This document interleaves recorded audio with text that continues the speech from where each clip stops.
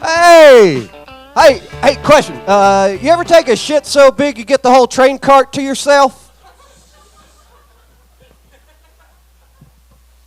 Listen,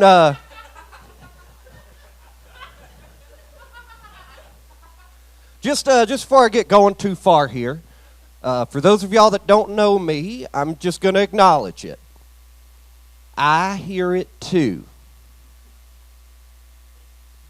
I'm aware that when I talk,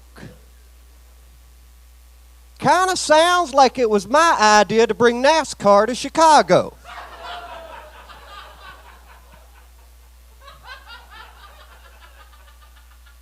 That was not a suggestion I made in any city council meeting. I did, however, suggest we move all the strip clubs, titty clubs, sex shops, kink clubs, and kink shops all into the Sears Tower, now called the Willis Tower, so we can stop arguing about what to call it and call it the Big Dick Building like God intended. And that's all you need to know about my politics for those of y'all that were a little concerned.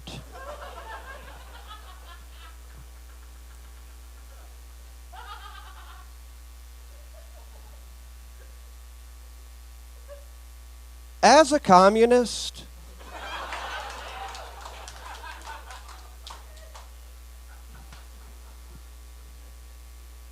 I think the main reason most Americans hate communism is for the same reasons I hate NFTs.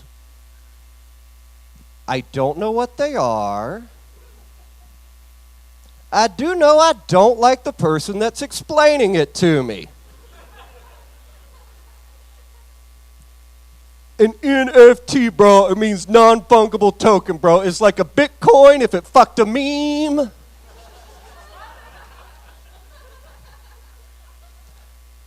Thank you for that explanation, Mr. YouTube comment man.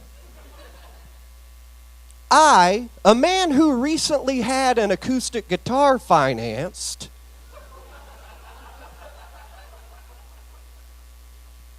will leverage that information to better manage my investment portfolio,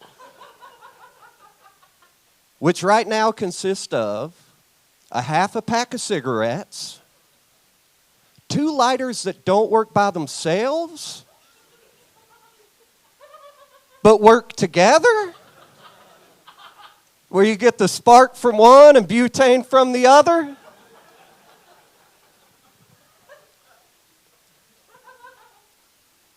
And 7/8 of an acoustic guitar.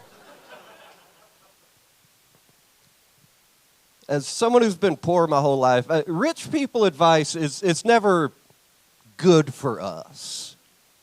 I had an argument with my boss recently. I said, "Boss, I need a raise. I can't afford rent with what you're paying me." He actually asked me if I had thought about buying instead of renting. No. No, I, a man who couldn't afford one of the months, didn't somehow think I could suddenly afford all of the months.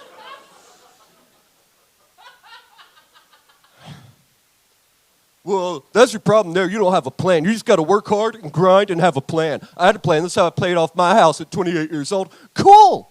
You paid off your house. Your home is paid off. Cool. I have a new plan. If I get evicted, I'm just going to kill you and move into your place.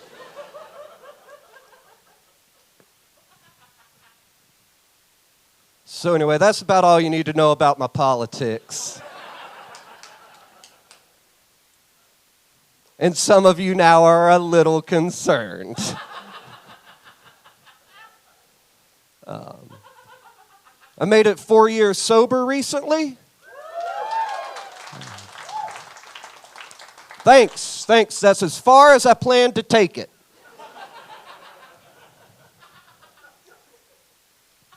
Getting sober during the pandemic was that was rough because I'm listening to other people's rock bottoms. And it's tough stories. Things like, well, I had one drink to celebrate the night of my daughter's wedding. Then I woke up in the backseat of my own Honda Accord inside a Build-A-Bear workshop surrounded by decapitated Build-A-Bears. Decapitated Build-A-Bear was on my dick.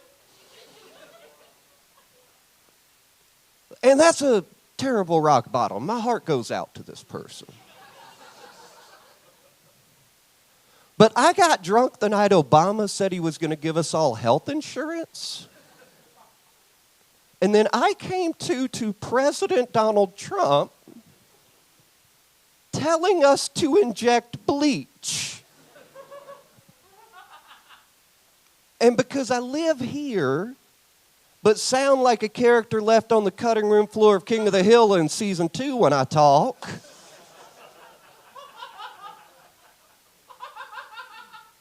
people kept assuming it was my fault.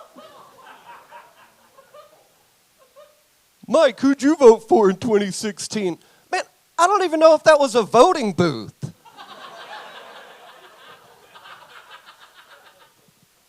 I do know they get upset if you ask for Kleenexes and won't say which kind. I do know I got beaten up at a protest in 2016. Now, generally speaking, that does mean you're on the right side of American history.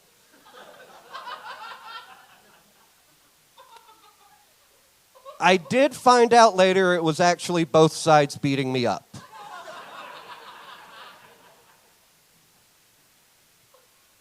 You know, they say that taste and smell can trigger memory. And I know that's true because I recently had my first non-alcoholic beer to celebrate my sobriety. Remembered I had a kid in Tennessee.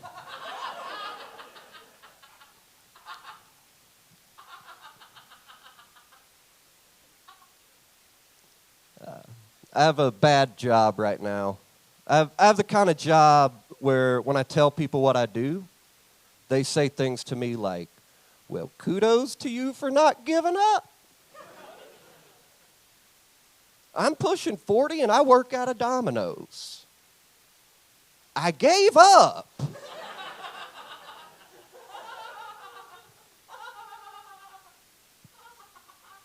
You thought I was trying? Well, you just got to keep doing your best. Sometimes I get overtime pay because I'm covering other people's shifts so that they can go to prom.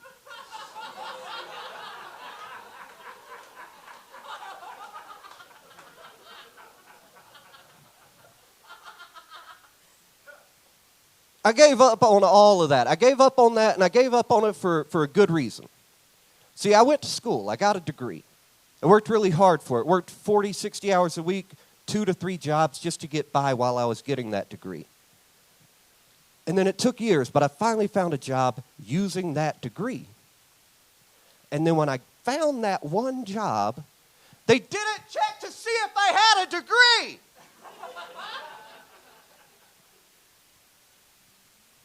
Why would I try anymore?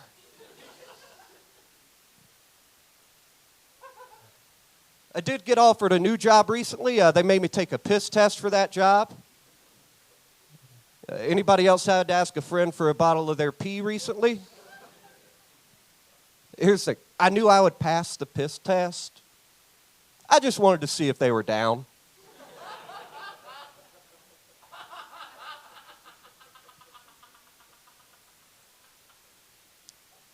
But then I got to the testing site, and I couldn't pee. So I used my friend's pee anyway. And it turns out they were smoking a lot of weed. What did they think I needed their pee for?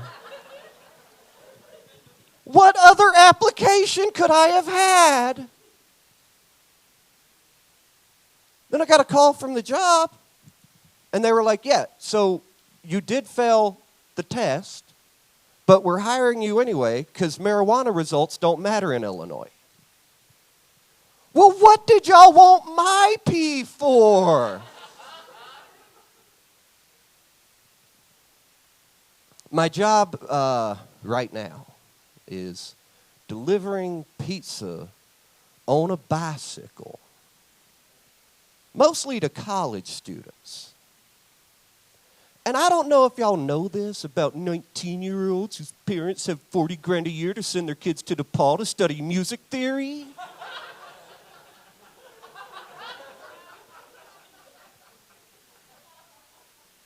But when they see a 37-year-old chain smoker pulling up at 2 a.m. on a bicycle to deliver their pizza,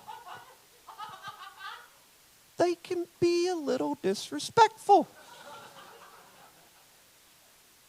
That's all right, though. Y'all know what I always do? I always just ask them what they're studying. Then, no matter what, I tell them I studied the same thing.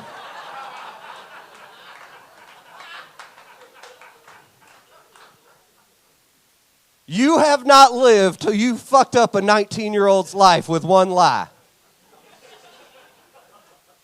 What's that? Biomechanical engineering? Well, shit, fire me too, son. Is it weird I called my customer son? Maybe a little.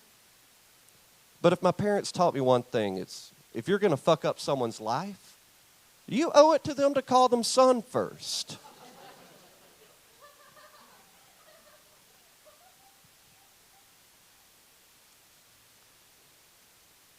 It's my sister.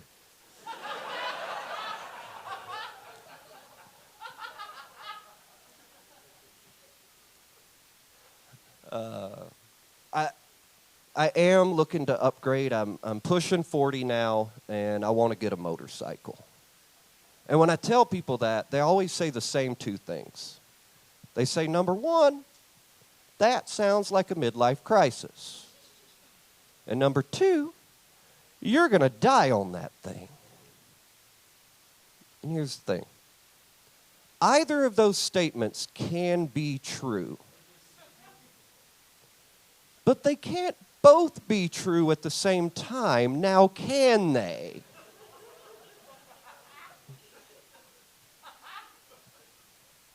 If it plays out this way, bear with me on the logic. I buy a motorcycle at 40.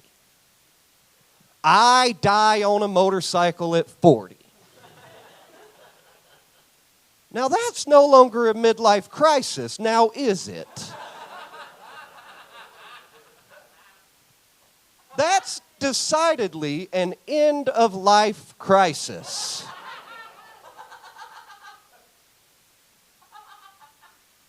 If that's how things go down, my midlife crisis becomes starting a band in college. Wait, no, I was 21 for that. That's not true. I was 20, and I remember getting my first blowjob behind the stage at a bar in college. I'm being a little dishonest. My midlife crisis would become immediately ruining that blowjob by telling her I was starting a band in college.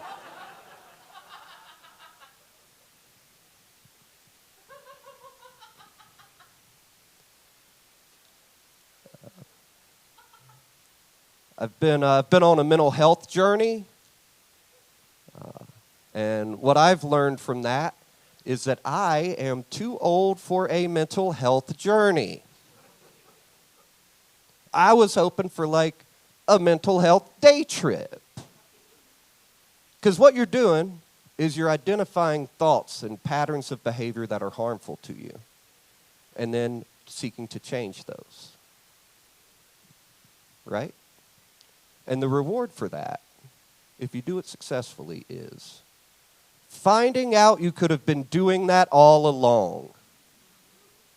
You mean to tell me if I drink water and exercise, I don't revenge fuck my boss's wife on the way to performance review?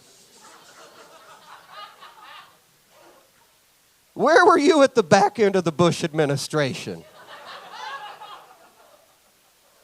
Because I was being dangled off a balcony by an angry husband. who I admit said the coldest shit anyone's ever said to me. As he dangled me, he said, "Not meeting expectations." Drop. Hey, y'all think Christians in Flint, Michigan are still doing baptisms?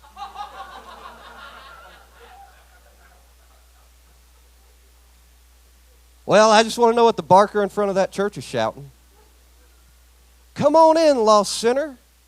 Wash away your sins in this pool of our collective sins.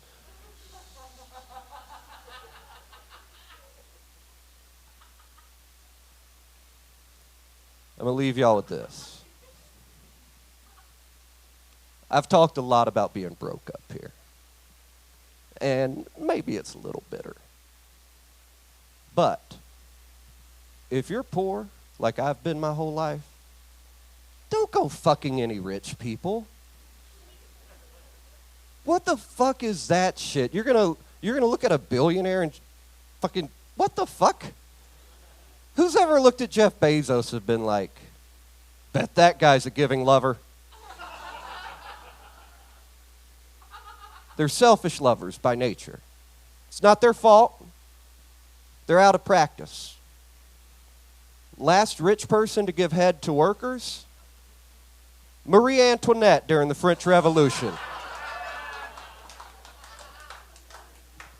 All right, well, hey, I think that's my time. I had to go home and listen to Freebird while I cut myself for a little bit.